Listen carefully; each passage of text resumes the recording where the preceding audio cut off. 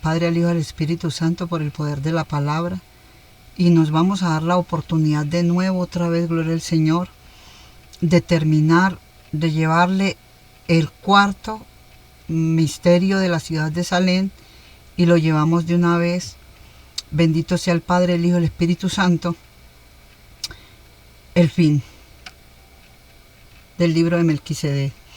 Todo su pasado comenzó a venir a la memoria como un peso desmoronador cuando despertó de sus recuerdos, de los cuales no consiguió huir.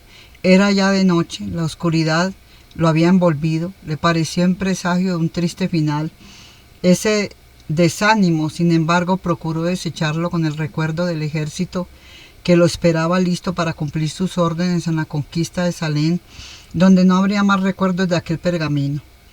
El amanecer lo alcanzó estando próximamente a Salem. Al ver el monte de los olivos, le vino el recuerdo de la última vez que lo traspasó, dejando tras de sí la ciudad vencida. Cuántas noches habían pasado desde entonces. Él había perdido la noción del tiempo, no sabiendo que exactamente 12 meses se habían pasado. Si nos damos cuenta, gloria al Señor, el recuerdo de mi Señor Jesucristo en la triste o mala hora en la que estuvo, gloria al Señor, Satanás o Samael, dañándole a él el reinado y la coronación. Estamos en el libro de Salem. Entonces, el Señor Jesucristo recuerda a los cuales no consiguió huir. Era ya de noche, la oscuridad que lo envolvía le pareció el presagio de un triste final, ese desánimo. Sin embargo, cuando entonces él ve que va por el monte, recuerdo que de la última vez que lo traspasó dejando atrás, él había perdido la noción del tiempo, no sabiendo que exactamente 12 meses se habían pasado.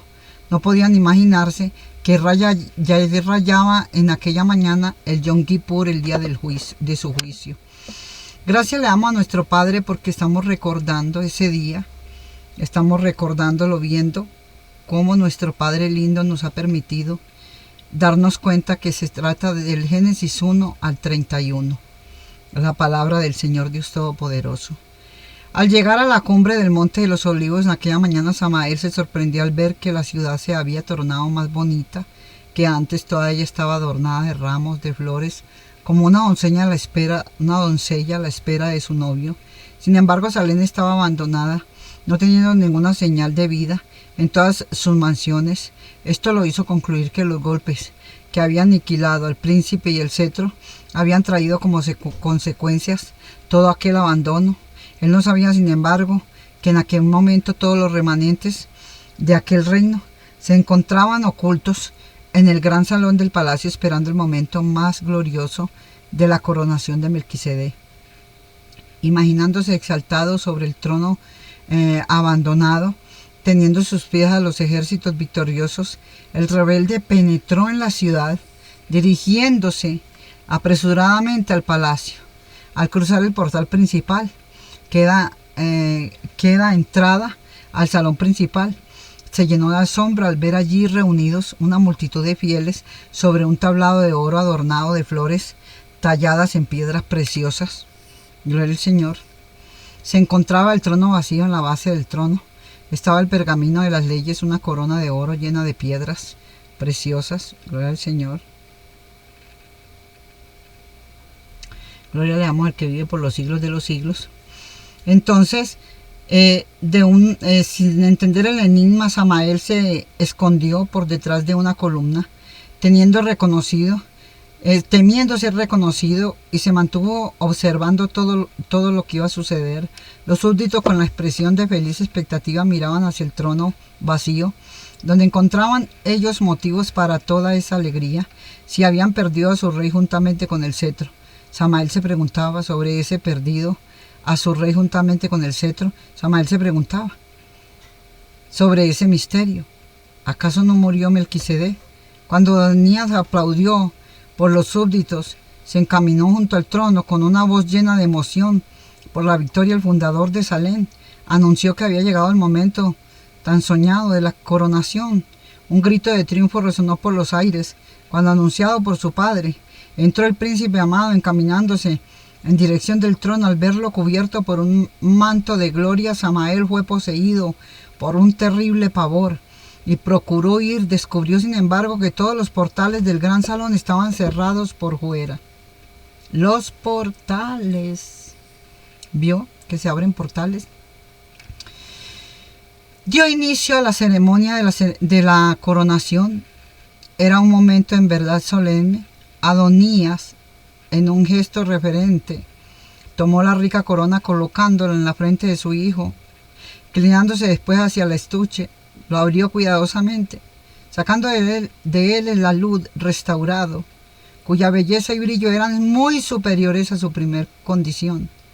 Al salir de las manos de Adonías, su laudero, sentándose en el trono en medio de las aclamaciones de los súbditos, Melquisedec comenzó a tocar el cetro, sacando de él acordes de muchas armonías y paz. Todos se aquietaron y silenciaron para oír sus nuevas composiciones, que expresaban su profundo amor por el cetro y por todo aquel reino de paz. Gran emoción invadía el corazón de todos ellos. En ese momento, llevándolos a las lágrimas, Samael, el que había traicionado, el que había sido hipócrita, mentiroso, engañador, orgulloso, sin fuerzas para reaccionar, se sentía torturado por aquellos acordes que lo torturaban, haciendo revivir en su mente sus oportunidades perdidas en una tortura terrible para su conciencia.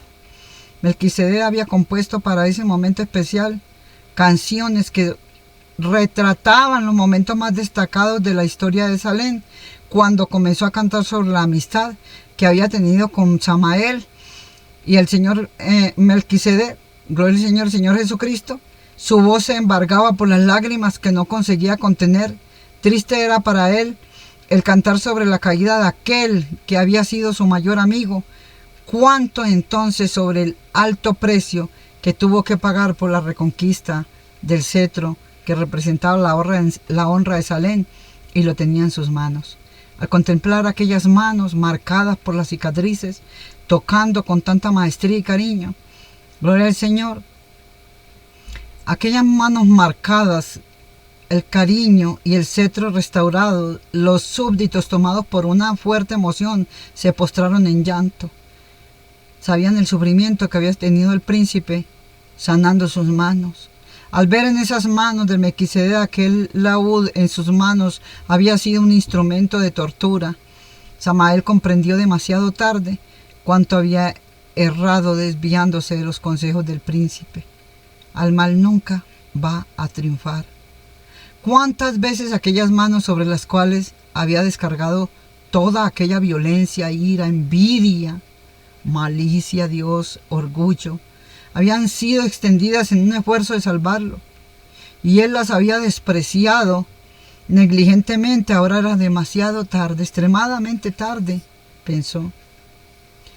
Los súbditos triunfantes, que reverentes habían sido conducidos a todo aquel pasado de felicidad, traición, dolor, triunfo, unieron finalmente las voces en una jubilosa proclamación: verdaderos y justos son tus principios y tus caminos, oh Rey de Salem, Dios todopoderoso.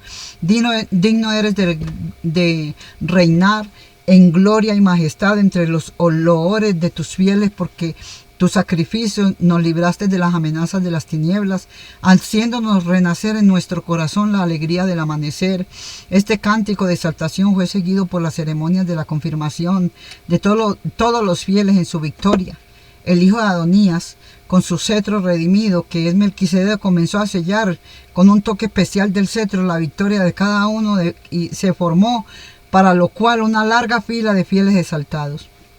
Los súbditos, confirmados a medida en que iba recibiendo el toque de aprobación del rey, se colocaban en el lado derecho del trono, donde permanecían aguardando por la confirmación de los otros. Las miradas que iluminaban de alegría habían acompañado el sellamiento de los últimos justos, se posaron sobre la figura extraña de Samael, que, dominado por una fuerza irresistible, se encaminaba cabizbajo en dirección del trono. Su aspecto era horrible. Olía mal, sus vestidos estaban negros en oscuridad. Ya el espíritu de la luz no lo vestía. Su semblante había sido deformado. Por el mal, su cambio total había sido en vestiduras, estaban sucias, malolientes. Todo en él repugnaba al punto de que nadie lo reconoció. En medio del asombro de los súbditos, Melquisedec se levantó de su trono como herido por un gran dolor de sus labios. Los súbditos oyeron una dolorosa exclamación: Samael, Samael. La figura deplorable de aquel que había sido tan bello llenó a todos de tristeza y comenzaron a llorar. Ellos se lamentaban por motivo de que sabían que el destino de Samael y de todos aquellos que lo habían seguido pudo haber sido muy diferente si ellos hubieran entendido y atendido a los amorosos ruegos de Adonías y de su hijo Melquisedec. ¿Acaso no era el plan del rey y el sueño de Melquisedec el tener como el protector del pergamino, siendo el segundo en honra en aquel reino? Samael, que reconociendo su desventura se había aproximado cabizbajo hacia el trono, al presenciar toda aquella lamentación y engañado nuevamente por el orgullo, juzgando que se tratara de una demostración de debilidad de sus enemigos, al acordarse de su ejército que fortificado lo esperaba en la planicie, lo engañó con la certeza de que sería victorioso sobre Salem. Con este pensamiento levantó frente marcada por el odio y mirando al rey levantó el puño cerrado y lo desafió, desdeñando su autoridad con la amenaza de quitarle el trono. Hasta el día de hoy, aunque condolidos por su perdición, los súbditos de Salem no soportaron la usada afrenta de aquel enloquecido joven envidioso, soberbio, orgulloso y arrogante, que después de causar tanto sufrimiento todavía era capaz de levantarse con tan gran desafío. El rey victorioso, del que él se creía hediondez, oscuridad y maldad, que con tanto placer había sellado con un cetro de conquistas de los fieles, lo levantó dolorosamente para el sellamiento de la triste suerte de los rebeldes, y movilizado por una fuerza extraña, Samael, sin desviar los ojos del cetro, oyó de los labios del rey la proclamación de su juicio y de todos sus seguidores. Juicio contra Satanás. Prisioneros contra Samael. Prisioneros de una fuerza invisible, estarían retenidos en sus cavernas por 6 años, siendo después visitados por el fuego del juicio, que los destruiría juntamente con las ciudades que con ellos se aliaron. Al irse a la cama después de aquel día, de tantas emociones, el joven rey, inmerso en los recuerdos de aquel pasado, de fidelidad, dolor, rodaba en su cama, sin sueño. Cuando finalmente se durmió, tuvo un sueño muy significativo. En el sueño se le apareció un ángel luminoso, que saludándolo con una sonrisa le dijo que todo el universo acompañaba con atención todo aquel drama que estaba viviendo, mismo que tenía un sentido figurativo retratando acontecimientos pasados y futuros que envolvían todo el vasto universo, que las palabras del ángel despertaban en Melquisedec un gran deseo de conocer la historia de ese drama cósmico. Conociendo su vivo deseo, el ángel lo arrebató con él en el sueño, llevándolo a un futuro distante, que es el tiempo en el que vino la crucifixión él. Delante de sus ojos se manifestaron las glorias de una nueva y espléndida Salem, cuyas murallas y mansiones estaban hechas de piedras preciosas. Los portales de la ciudad eran de perlas, sus amplias avenidas eran de oro puro, la ciudad era cuadrangular, se extendían por centenares de kilómetros, estaba dividida en 2 sectores distintos, norte y sur. Al sur se elevaba unas incontables mansiones, habitaciones eternas de ángeles. En la casa de mi padre muchas moradas hay, aleluya. Al sur se elevaban incontables mansiones, habitaciones eternas de ángeles y de seres humanos redimidos. Al norte había un lindo paraíso, el cual el ángel reveló ser el jardín del Edén. Allí, en ambos bordes del río de la vida, había campos repletos de todo tipo de vegetación, con flores y frutos en abundancia. Vivían allí en perfecta armonía todas las especies de insectos, aves y animales. Allí en perfecta armonía en ese futuro, todas las especies de insectos, aves y animales, lo escrito está, consumado es, Génesis 1 al 31. el ángel le mostró en medio del paraíso que se podía ver una montaña fulgurante, la cual el ángel afirmó ser el monte de Sión en lugar del trono de Dios. Era aquel monte que emanaba el río de la vida fluyendo por todas las ciudades. Cuando hubieron alcanzado la cumbre de la montaña sagrada, el rey de Salem estuvo deslumbrado con el escenario visto a su alrededor. Se encontraba en la parte más elevada de Sión, la más linda de todas las edificaciones, revelado por el ángel como el palacio del Dios. Aquella magnífica construcción era sustentada por 7 columnas, todas de oro transparentes incrustadas de lindas perlas. Alrededor del palacio florecía la más exuberante vegetación. Había allí el pino, el ciprés, el olivo, la murta, la gloria del Señor. De todas las edificaciones reveladas, había allí de toda clase de gloria del Señor, de columnas todas de oro transparentes, incrustadas de lindas perlas alrededor del palacio. Florecía la más exuberante higuera, doblándose el peso de sus higos maduros. Hasta la higuera volvió a dar frutos, donde tiró Satanás a Eva. Mientras que se admiraba ante la belleza de aquel lugar, el ángel le dijo que a ningún ser humano le había sido dado el privilegio de ver el interior de aquel palacio de Dios. A él le sería dado ese honor, pues fue escogido para ser el portador de las más amplias revelaciones sobre el reino de la luz.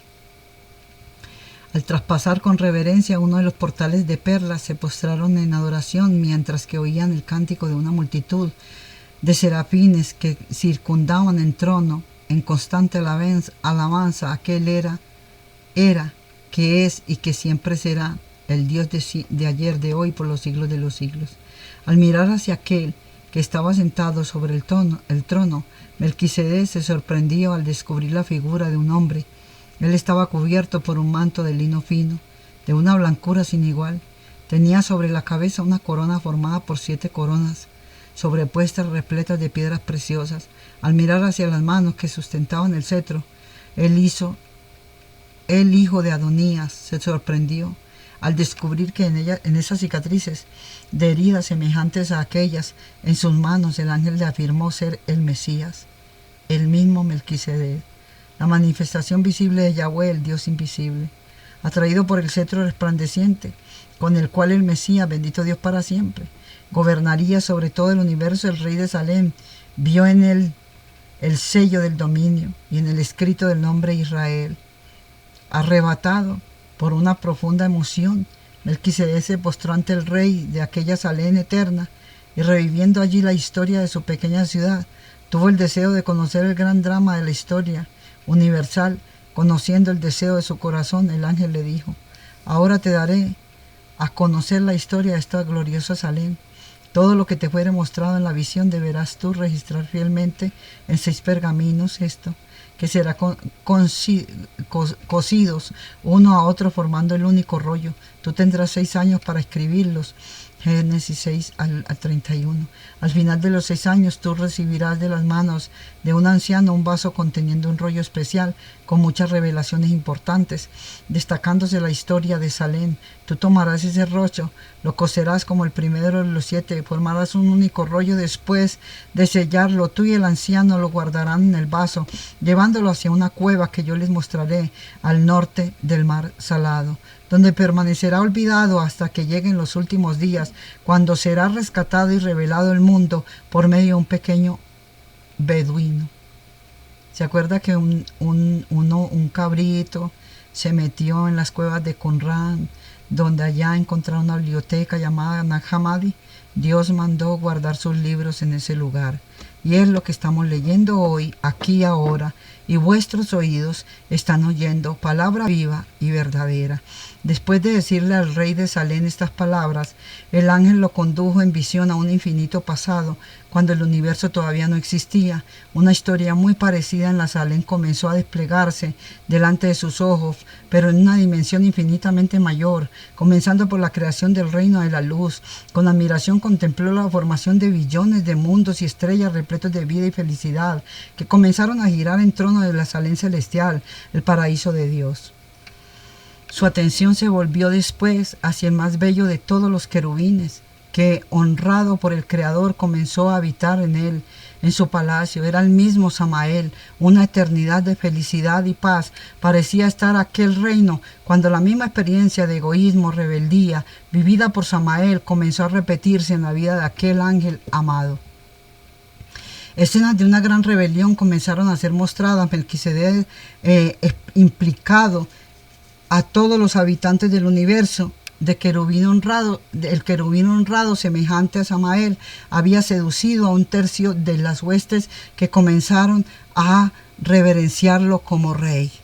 En medio de las escenas de aquel gran conflicto, el rey de Salem atestiguó la creación del planeta Tierra, sobre la cual surgió el hombre como cetro racional de aquel reino disputado. Con agonía vio el momento de esta visión del futuro en el que el jefe de la rebelión se aproximó sutilmente al paraíso, apoderándose del ser humano. Después de seducirlo con tentaciones, oyó entonces su bramido en una aclamación de victoria. A partir de ese momento, el enemigo de Dios comenzó a arruinar el ser humano, apagando en todos los rasgos de la gloria divina, como Samael había hecho con el cetro. ¿Qué les dije? Que en ese cetro estábamos los seres humanos implicados. Su propia experiencia, al declarar en aquella mañana a los súbditos de Salem su decisión de ir a la búsqueda del cetro perdido, comenzó a repetirse delante de sus ojos, reuniendo, gloria al Señor, a las huestes que habían permanecido fieles a su gobierno. Creador comenzó a revelar un plan de rescate. Él habría de ir en la búsqueda del hombre y lo redimiría, lo salvaría, lo protegería, lo rescataría, aunque esto le costara el sacrificio infinito. Delante de esta revelación, el hijo de Adonías se postró, Melquisedec conmovido, al descubrir que en su vida había tenido la honra de retratar el propio Mesías. Todo el drama vivido por el hijo de Adonías en su juventud, el Mesías sería en su adultez. En su angustiante búsqueda, hasta el momento en suplicios por la redención del cetro, fue ganando amplitudes en aquella visión que abarcaba toda una eternidad. Delante de sus ojos desfilaban escenas de una gran batalla que sin tregua se extendería hasta el día del juicio final, cuando el Mesías victorioso empuñará el cetro, redimido, sellado con él la condenación de todas las huestes rebeldes. Melquisedec tuvo un conocimiento de gran liberación. A través de las revelaciones recibidas del ángel, Melquisedec tomó conocimiento de la gran liberación alcanzada 10 días antes de su coronación en Rosh Hashanah, cuando delante de 300 pastores con sus vasos encendidos, ejércitos de 5 reyes habían caído saliendo libres del cautiverio. Conociendo nuestra intención de subir a Salem por la ocasión de Sukkot, el rey Victoria, gloria al Señor, sobre toda la desarmonía generalizada por el orgullo y por el egoísmo de Samael, fue por esto que al llegar nosotros a Salem fuimos sorprendidos con toda aquella honorífica recepción. Al ocuparme con el relato de todos estos acontecimientos, dice Abraham, me hizo pasar por todo este 7º año casi sin notar sus días, que pasaron veloces. Estamos hoy a las puertas de un nuevo Rosh Hashanah. Junto a los 300 pastores tocaremos los cuernos, convocando a todos aquellos que poseen las perlas para la reunión solemne de Yom Kippur. 5 días después seremos recibidos en Salem para la fiesta de Sukkot. La certeza de que acontecimientos importantes todavía deberían ser relatados hasta el momento en que el vaso será dejado en la cueva me hace reservar un espacio en el rollo en el cual registraré día tras día los hechos hasta la consumación de esta historia. Cuenta Abraham. Hoy es Rosh Hashanah, el día más feliz de mi vida, pues mis brazos podrán abrazar finalmente al hijo de la promesa. Se llama Isaac. La primera cosa que Sara hizo al recibirlo fue colocarle en su manita derecha la segunda perla que el Mesías le había dado en el día de su conversación en la cual estaba escrito el nombre de Isaac, que significa risa, el nombre de Melquisedec y el nombre de Salem. 2 días antes de Yom Kippur, Isaac fue circuncidado conforme a la orden de Yahweh. Desde que los pastores comenzaron a tocar los cuernos en Rosh Hashanah, Todos aquellos que poseen perlas del vaso dejaron sus tiendas, dirigiéndose en grupos pequeños para estar junto al roble de Mambré. Gloria le damos al que vive por los siglos de los siglos, porque Él es bueno y para siempre su misericordia. Anhelaban subir a Salem, todos ellos tenían una historia que contar de cómo fueron mal comprendidos y humillados por aquellos que no recibieron la salvación representada por las perlas, el único consuelo que tenía en aquel tiempo. En primer día de la fiesta de Sukkot, la multitud fue subdividida en grupos pequeños de 12 personas para subir unas órdenes hasta Salem.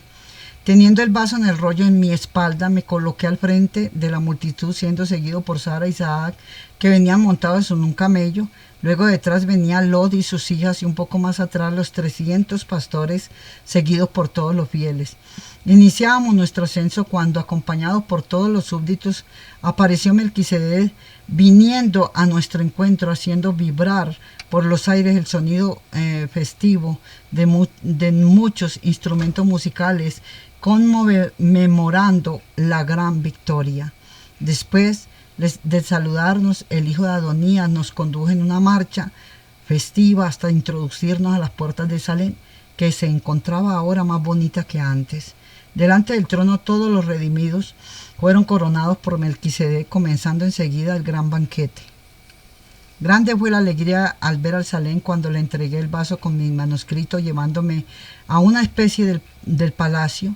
Él me mostró los 600 manuscritos, los 6 manuscritos en los cuales habían registrado la historia del universo, la historia de la creación y la historia donde viviría el hombre, llamada Edén, según como había sido mostrado en su sueño. Es lo que estoy entregando aquí. Al recibir mi manuscrito, él lo cosió a los demás, llegando a ser el primero del gran rollo. En el último día de la fiesta, no se sorprendan ustedes si estos libros no los tiene ninguna religión y son después descubiertos a todas las humanidades. De la fiesta de Sukkot, el rollo fue abierto delante de toda la multitud de fieles. Después de leer una buena parte de mi manuscrito, el hijo de Adonías, tomando en sus brazos el pequeño Isaac, afirmó: en la descendencia de este niño habrá que cumplirse todas las cosas escritas en este manuscrito. Habiendo dicho esto, el rey lo bendijo, devolviéndoselo a Sara. Después de bendecir a Isaac, Melquisedec comenzó a hablar sobre el futuro del rollo, que permanecería con casi 4000 milenios ocultos en una cueva, siendo finalmente encontrada por un beduino de la tribu de Taamiret. Al salir de su cueva, el rollo enfrentaría la oposición de muchos eruditos, que lo declararían apócrifo, lo declararían inconsistente, lo declararían no apto para que viniera a ser escrito en la Torá. Vendría, sin embargo, el momento en que sus revelaciones serían confirmadas y muchos serían transformados por sus mensajes, preparándose para el día del juicio final. Gloria le damos a Dios. Después seguimos entonces con el capítulo que hasta aquí llegamos con la ciudad de Salem, el fin de la ciudad de Salem, y vamos a seguir con la historia del universo. El próximo estudio, Dios le bendiga, Dios le guarde, son las 8:58. Colombia, Boyacá, es el día 14, mes 10 de 2023. Le amamos en el amor de Cristo. Muchas gracias por interesarse por estos papiros importantes que nos fueron llevados, gloria al Señor, en nuestras sagradas escrituras, pero que usted tiene la posibilidad de escucharlos por medio de nuestra boca fielmente. Amén y amén.